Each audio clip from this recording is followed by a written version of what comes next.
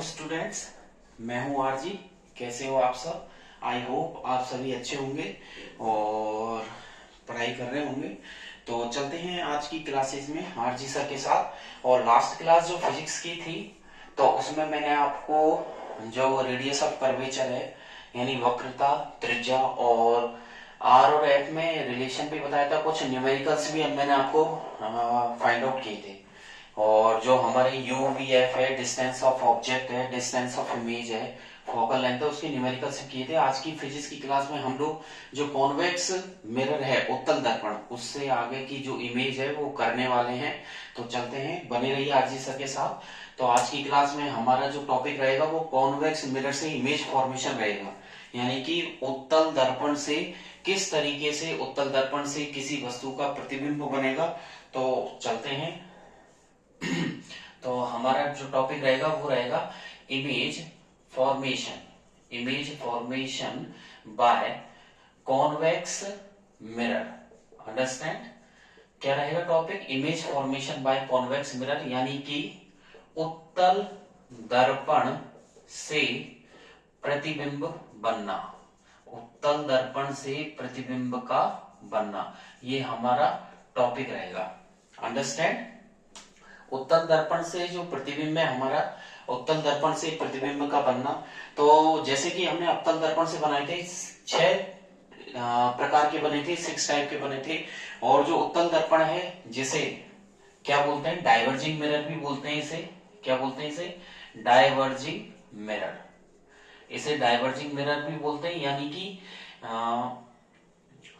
Diverging mirror का मतलब है, यानी कि ये जो है मिरर क्या काम करता है? ये मिरर जो रे ऑफ लाइट है उसको लेके जाएगा। ठीक है, ये मिरर जो उत्तल दर्पण है ये डाइवर्ज कर देगा रे ऑफ लाइट्स को। ठीक है, तो उत्तल दर्पण से प्रतिबिंब का बनना और उत्तल दर्पण से जो प्रतिबिंब बनेगा वो 2 प्रकार से यहाँ हम लोग बनाएंगे।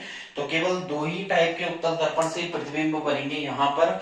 तो सिंपल सा है, पहले वही इंडेक्स मैं आपको बता देता हूं जो हमने लास्ट टाइम पे की थी। कि सबसे पहले पोजीशन ऑफ ऑब्जेक्ट यानी कि वस्तु की स्थिति, फिर पोजीशन ऑफ इमेज प्रतिबिंब की स्थिति, प्रतिबिंब का आकार और प्रतिबिंब की प्रकृति। तो चलते हैं, सबसे पहले इंडेक्स पोजीशन ऑफ ऑब्जेक्ट। क्या बनेगा? पोजीशन ऑफ ऑब्जेक्ट यानी कि वस्तु की स्थिति। फिर चलेगा पोजीशन ऑफ इमेज। क्या बनेगी? पोजीशन ऑफ इमेज यानी कि प्रतिबिंब की स्थिति। बहुत सिंपल है, इंडेक्स की भी ट्रिक है, मैंने लास्ट क्लास फिजिक्स की थी उसमें जो अवतल दर्पण से थे कौन के मिरर से, उसकी ट्रिक भी आपको बताई थी। और यहाँ पर भी एक ट्रिक मैं बता दूंगा, सिंपल सी। इसमें तो खैर 2 ही है इसलिए आपको ज्यादा परेशानी नहीं आएगी। और इसमें है साइज ऑफ इमेज, यानी कि जो प्रतिबिंब का आकार है वो कैसा होगा। और लास्ट बनेगा नेचर ऑफ इमेज, यानी कि प्रतिबिंब की प्रकृति। तो देखिए यहाँ पर 4 ब्लॉक बनाए गए। ये है वस्तु की स्थिति, ये है पोजीशन ऑफ इमेज यानी प्रतिबिंब की स्थिति, ये है प्रतिबिंब का आकार और लास्ट है प्रतिबिंब की प्रकृति। तो बहुत सिंपल है, इसमें ज्यादा कुछ नहीं है। तो देखिए इसमें जो वस्तु रखी रहेगी, तो पहला तो है इसमें वस्तु कहाँ रखी हो? At infinity. इंफिनिटी कहां पर? अनंत पर रखी हो। जब वस्तु कहां पर रखी हो? अनंत पर रखी हो। अंडरस्टैंड? वस्तु को हम अनंत पे रख देंगे, यहां पर अनंत पर। ओके। और दूसरा है जब वस्तु अनंत और जो पोल होता है, ठीक है, जो मिडिल पॉइंट होता है मिरर के, उसके बीच में रखी हो। ओके। तो जब वस्तु कहां पर रखी हो? एट इंफिनिटी, यानी कि जब वस्तु अनंत पे रखी हो तो प्रतिबिंब कहां बनेगा? यहां प्रतिबिंब बनेगा फोकस पर। तो यहां लिख देते हैं एट फोकस, यानी कि ध्रुव पर, मुख्य जो आपका पॉइंट है उस पर बनेगा। एट एफ लिख देते हैं। वैसे कि क्या है, फोकस पर बनेगा। और इसका जो फोकस होता है वो बिहाइंड द मिरर। तो नीचे लिख देते हैं बिहाइंड मिरर, यानी कि मिरर के पीछे, दर्पण के पीछे बनेगा। तो यहां पर जब वस्तु अनंत पर हो तो उसका प्रतिबिंब दर्पण के पीछे बनेगा। कहां बनेगा? पीछे की तरफ बनेगा। कैसा बनेगा? पॉइंट साइज बनेगा, बिल्कुल बिंदु के आकार का बनेगा। Point sized highly diminished, point size highly diminished बनेगा। अंडरस्टैंड, यानी कि बहुत छोटा बनेगा, पॉइंट साइज बनेगा और हाईली डिमिनिश्ड बनेगा, बहुत छोटा बनेगा। इसके बाद जो है उसका जो नेचर होगा, जैसे कि क्योंकि हम उत्तल दर्पण पढ़ रहे हैं तो यहाँ पर जो पॉइंट साइज बनेगी वो कैसा बनेगा, वर्चुअल। यहां पर आपको याद करना है वर्चुअल एंड इरेक्ट। अंडरस्टैंड, यानी कि आभासी बनेगा, वर्चुअल मतलब हो गया आभासी, एवं इरेक्ट का मतलब हो गया सीधा। ओके, तो देखिए जब वस्तु अनंत पर हो तो फोकस पर बनेगा, मिरर के पीछे बनेगा, पॉइंट साइज बनेगा, वर्चुअल एंड इरेक्ट बनेगा। अंडरस्टैंड, और दूसरा जो है यहाँ पर दूसरा हम लोग लिख देते हैं, जब वस्तु दूसरी पोजीशन क्या आएगी, वस्तु की दूसरी पोजीशन आएगी बिटवीन आपके इंफिनिटी अनंत, अनंत एवं बिटवीन इंफिनिटी एवं पोल पी, यानी कि पोल पी और जो इंफिनिटी है अनंत है उसके बीच में जब वस्तु रखी हो, उन दोनों के बीच में जब वस्तु रखी हो तो कहां पर बनेगा, इंफिनिटी और मिरर जो पोल मिरर का है उसके बीच में रखी हो तो कहां पर बनेगी, ये बनेगा आपका बिटवीन P एंड F, यानी कि आपका जो इमेज बनेगी किसकी, प्रतिबिंब बनेगा, तो वो कहां पर बनेगा, कॉन्वेक्स मिरर से बिटवीन P एंड F के बीच में बनेगा। और कहां पर बनेगा, बिहाइंड मिरर, यहां लिख देते हैं बिहाइंड द मिरर, यानी कि दर्पण के पीछे, ये भी दर्पण के पीछे बनेगा। और पहले में पॉइंट साइज बना था, इसमें कैसा बनेगा, डिमिनिश्ड बनेगा। कैसा बनेगा, डिमिनिश्ड। डिमिनिश्ड को क्या बोलते हैं, यानी कि वस्तु के कंपैरिजन में छोटा, तो यहां पर मैं लिख देता हूं वस्तु से छोटा। अंडरस्टैंड, वस्तु से छोटा हो गया। और कैसा बनेगा, वर्चुअल एंड इरेक्ट बनेगा। अंडरस्टैंड, ये भी वर्चुअल एंड इरेक्ट, यानी कि आभासी एवं सीधा बनेगा। तो ये दो पोजीशन है, इसके बाद हम उठाते हैं।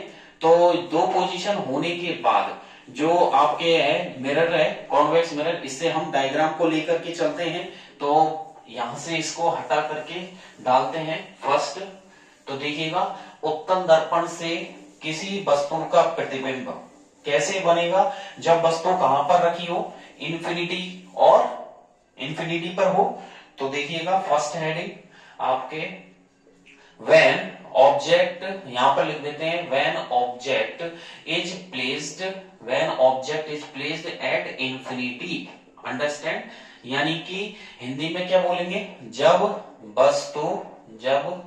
वस्तु कहां पर रखी हो, अनंत पर हो, जब वस्तु अनंत पर हो या अनंत पर स्थित हो। अंडरस्टैंड, जब वस्तु अनंत पर स्थित हो तो इसकी तीन पोजीशन लिख लेना आप। तीन क्या क्या रहेगी, एक तो आपके तीन कंडीशन क्या क्या रहेगी, पोजीशन ऑफ, तो पहला तो लिख देते हैं हम पोजीशन ऑफ इमेज, यानी कि प्रतिबिंब की स्थिति।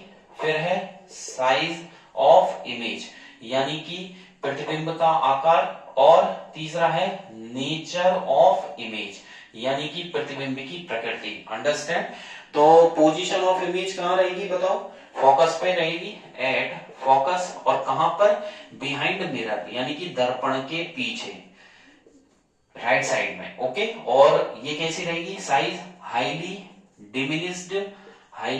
डिमिनिश्ड पॉइंट साइज, यानी कि बिंदु के समक्ष, बिंदु के जैसी पॉइंट साइज। अंडरस्टैंड, और यहां पर लिख देते हैं वर्चुअल एंड इरेक्ट, यानी कि आभासी एवं सीधा बनेगा। तो देख लीजिएगा आभासी एवं सीधा। तो यहां पर हम लेके चलते हैं कॉन्वेक्स उत्तल दर्पण। तो देखिएगा ये रहा आपका उत्तल दर्पण। अंडरस्टैंड, इसको थोड़ा सा थिक कर देते हैं, ये आपका उत्तल दर्पण हो गया। तो देखिए ये हो गया आपका कॉन्वेक्स मिरर। बीच में से हम लोग क्या निकालेंगे, यहां पर आपकी प्रिंसिपल एक्सिस हो गई, मुख्य अक्ष हो गई, बिल्कुल सीधी निकाल दी। और यहां पर हो गया पॉइंट पी आपके, यानी कि पोल, यहां पर हो गया आपका एफ, और यहां पर हो गया सी। मैंने पहले भी आपको बताया था क्लास में, लास्ट जो क्लास थी कॉनकेव मिरर की, कि जो डिस्टेंस आप पी और एफ के बीच में रखे वही डिस्टेंस आपको एफ और सी के बीच में रखनी है। अंडरस्टैंड, मिरर का नाम दे सकते हैं एम एन। पॉलिश कर देनी है आपको, यहाँ पर राइट साइड में ही पॉलिश करेंगे तो इसकी रिफ्लेक्टिंग सरफेस लेफ्ट वाली हो जाएगी। और सीधी सी बात है, जब वस्तु अनंत पर हो, यहां पर लिख देते हैं u बराबर माइनस इंफिनिटी।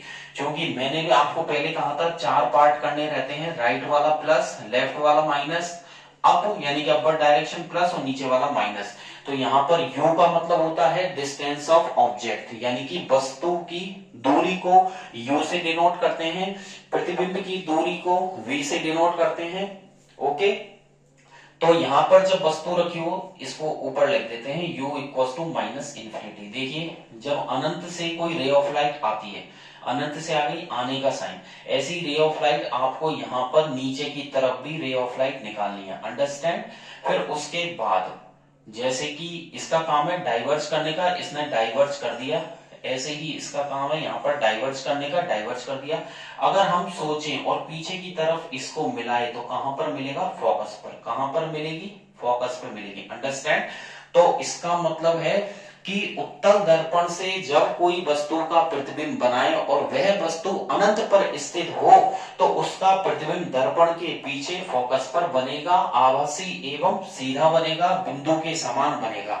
ओके, क्लियर है। चलते हैं आगे की तरफ, नेक्स्ट इमेज पे बढ़ते हैं।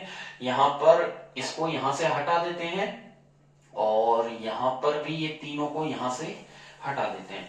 ओके, और जो भी डाउट हो आप पूछ सकते हैं, डोंट वरी, ठीक है। और अब वस्तु कहां पर रखी हो बताइए। अब वस्तु ऑब्जेक्ट को प्लेस करेंगे हम लोग इंफिनिटी के भी, infinity object, when object is placed between, यहां लिख देते हैं इंफिनिटी यानी कि अनंत, एंड यहां लिख देते हैं पोल पी ऑफ मिरर।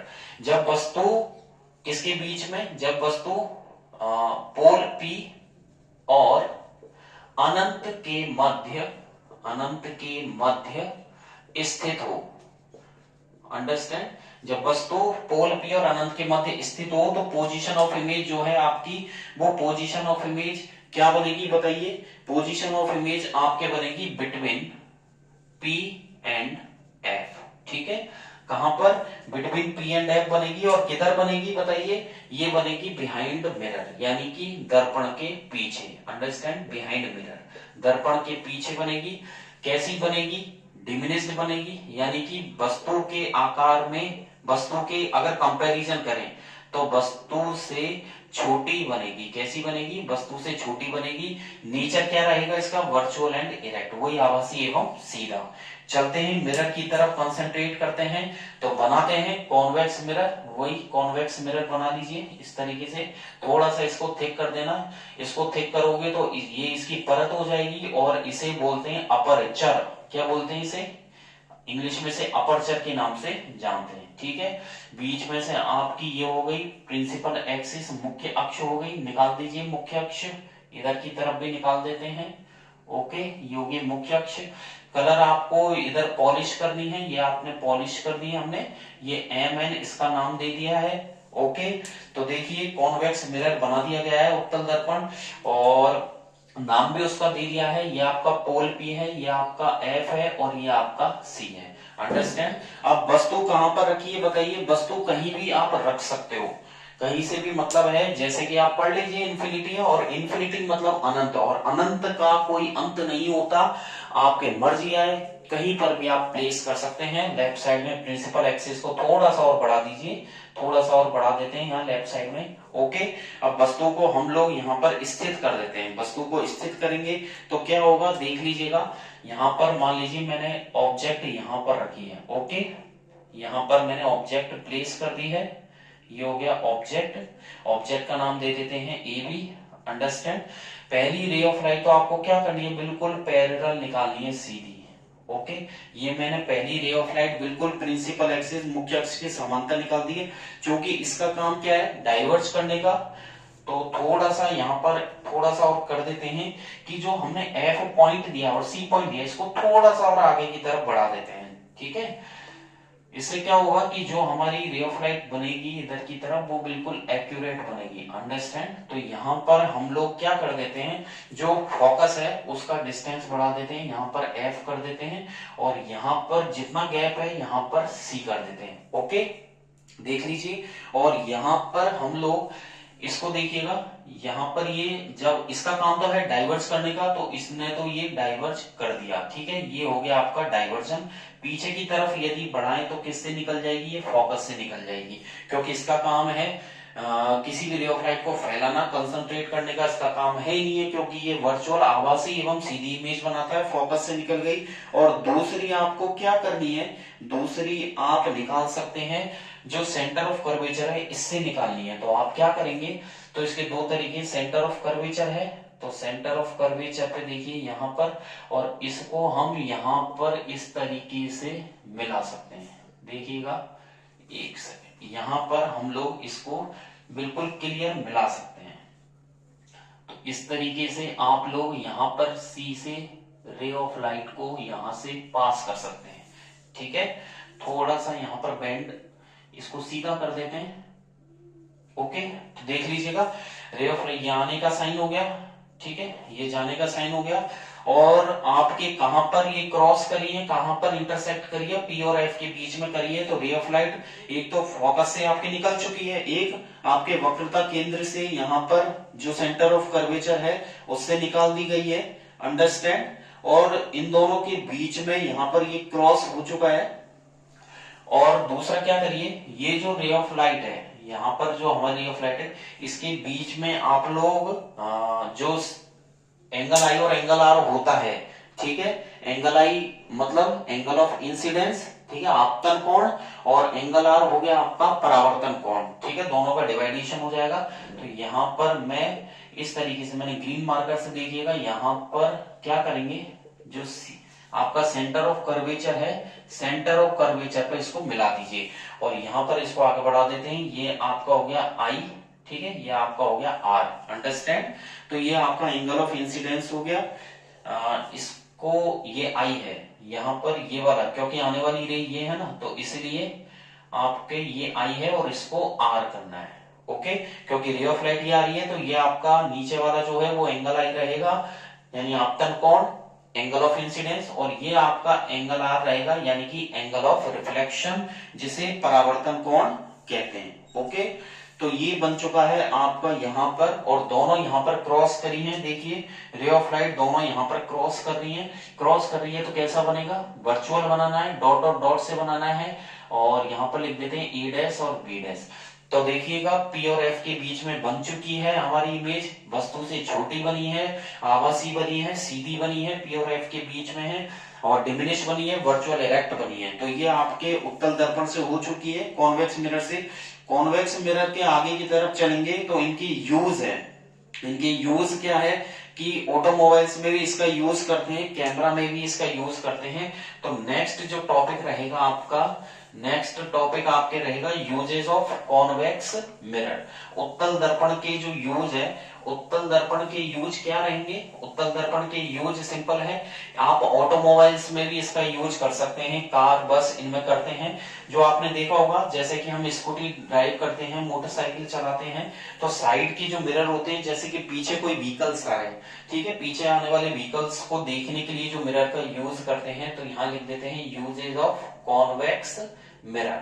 उत्तल दर्पण से, उत्तल दर्पण की यूज यहाँ लिख देते हैं, उत्तल दर्पण के उपयोग। उत्तल दर्पण के उपयोग क्या क्या है, पहला तो है used as rear, used as side mirror, used as side mirror, यानी कि साइड मिरर के तौर पे इन ऑटोमोबाइल्स, ठीक है, ऑटोमोबाइल्स जो कार बस है, इनके कार स्कूटी है, जो साइड मिरर होते हैं उनमें भी इसका यूज करते हैं, ठीक है ना।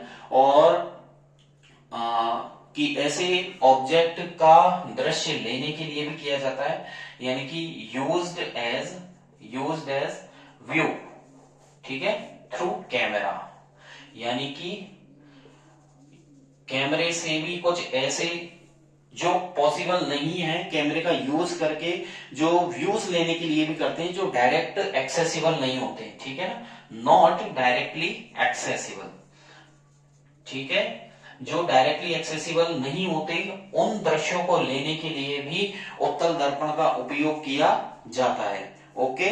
तो ये आपके क्या हो चुके हैं, आपके उत्तल दर्पण के उपयोग हो चुके हैं। अब आपके यहाँ पर आज की क्लास में मिरर का कॉन्सेप्ट बिल्कुल एंड होता है, और मिरर के जो उत्तल दर्पण अवतल दर्पण है, कॉनकेव मिरर कॉन्वेक्स मिरर से बनने वाली वस्तु के प्रतिबिंब न्यूमेरिकल्स हो चुके हैं। और न्यूमेरिकल्स में तो आपके यही है कि अगर आपका मिरर कौन सा हो, कॉनकेव हो, ठीक है, तो आपको क्या करना है, इसके पीएफसी लेने हैं लेफ्ट साइड, और आपका जो मिरर है वो यदि कॉन्वेक्स है, उत्तल दर्पण है, तो इसके पीएफसी लेने हैं आपको राइट साइड। पीएफसी का मतलब है पोल, फोकस और सेंटर ऑफ कर्वेचर, ठीक है। पोल मुख्य ध्रुव, और ये हो गया आपका वक्रता केंद्र। इसके जो पोल फोकस है वो प्लस, इधर होंगे प्लस की साइड। कुछ नहीं करना, 4 पार्ट करने रहेंगे आपको, इधर प्लस माइनस। तो इस साइन को इस पर अगर सेट कर दें अपन, तो देखिए प्लस, और इधर क्या रहेगा माइनस, ऊपर प्लस और ये माइनस। इसको इस पर सेट कर दें तो प्लस, इधर माइनस, ऊपर प्लस और नीचे माइनस। तो सीधी सी बात है, यदि अवतल दर्पण है, कॉनकेव मिरर है, तो आपको u माइनस लेना है, v माइनस लेना है। v माइनस है तो f माइनस रहेगा, c भी माइनस रहेगा और r भी माइनस रहेगा। और यदि उत्तल दर्पण है, कॉन्वेक्स मिरर है, तो u माइनस रहेगा, v आपका इधर बनेगा प्लस में, और b प्लस है तो आपका f भी प्लस में रहेगा, c भी आपका प्लस में और r भी आपका प्लस में। तो न्यूमेरिकल्स में गलती नहीं करना है, और इन साइन को अच्छे से जज कर लीजिए, प्रैक्टिस कर लीजिए। कोई डाउट हो तो आप कमेंट में कर सकते हैं, और टेलीग्राम पे भी आप सेंड कर सकते हैं अपने डाउट्स, ठीक है। और इसके बाद हमने आर और एफ में संबंध पढ़ा था, तो आर और बराबर 2f होता है कि radius of curvature focal length की डबल होती है, या एफ बराबर आर अपॉन 2 होता है। तो इस पे भी न्यूमेरिकल्स है, कुछ शॉर्ट न्यूमेरिकल्स है जो मैं आपको आपकी जो नेक्स्ट क्लास होंगी तो उसमें मैं ले लूंगा, ठीक है। नॉर्मली उसमें क्वेश्चंस है, और इनकी आपको प्रैक्टिस करनी है अच्छे से, ठीक है। और मैग्निफिकेशन के भी हैं आपके, मैग्निफिकेशन का भी मैंने आपको बताया था कि m बराबर क्या होता है, h डैश अपॉन h बराबर माइनस v अपॉन u। ये आपको फॉर्मूला है, तो इसके भी 3 फॉर्मूले, m equal to h dash upon h, और m equal to minus v upon u, या h dash upon h equal to v upon u। इस पे भी न्यूमेरिकल्स हैं, इनको कर लीजिएगा। नेक्स्ट क्लास में मैं आपके लिए लेकर आऊंगा रिफ्रैक्शन का टॉपिक, यानी कि प्रकाश का अपवर्तन। क्या पढ़ेंगे, प्रकाश का अपवर्तन यानी कि रिफ्रैक्शन ऑफ लाइट। तो बने रहिए आरजी सर के साथ, और आज की क्लास आपको अच्छी लगी हो तो लाइक तो बनता ही है, और बेल आइकन पे जरूर क्लिक कर देना, जिससे आगे की अपडेट्स मिलती रहें। और बने रहिए आरजी सर के चैनल के साथ। और डिस्क्रिप्शन में मैंने टेलीग्राम की लिंक दी हुई है, जिस पर आप क्लिक करके अपने डाउट्स भी सेंड कर सकते हैं, वहां से भी अपडेट्स ले सकते हैं। तो बने रहिए आरजी सर के साथ, ठीक है। Thank you, bye bye.